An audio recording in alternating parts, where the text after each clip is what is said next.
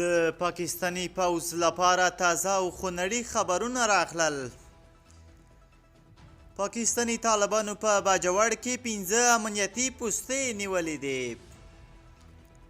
سلام ستړي مشئ د نن فلاس چینل لیدونکو، وخت مو بخیر. په مکړی تازه خو ډیر زیات اهم خبر ته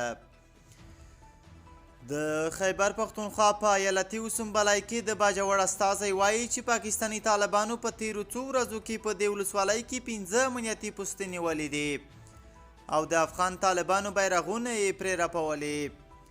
د سهشنبې په ورځ د خیبر پختونخوا ایالت وسنبلای پر امنیتي وضعیت ځانګړې ناسته درلوده.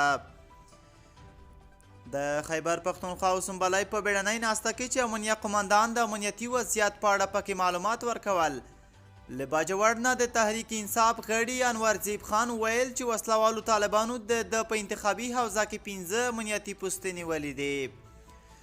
د ببر سلیم سواتی په مشرۍ د وسنبلای ناستې ته په وینا کې انورزیب وویل چې نږدې 400 وسلوالو د بانډا ملاسید په سیمه کې پوستې نیولې دي.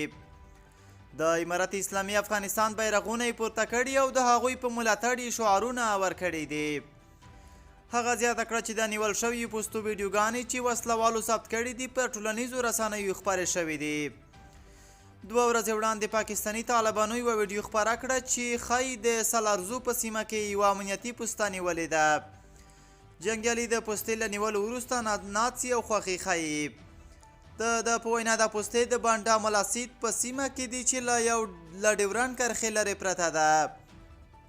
هغه د پښتنې په دود ویل چې څنګه دومره زیات شمېر وسلوال له اغزن تار نه راواوښتل.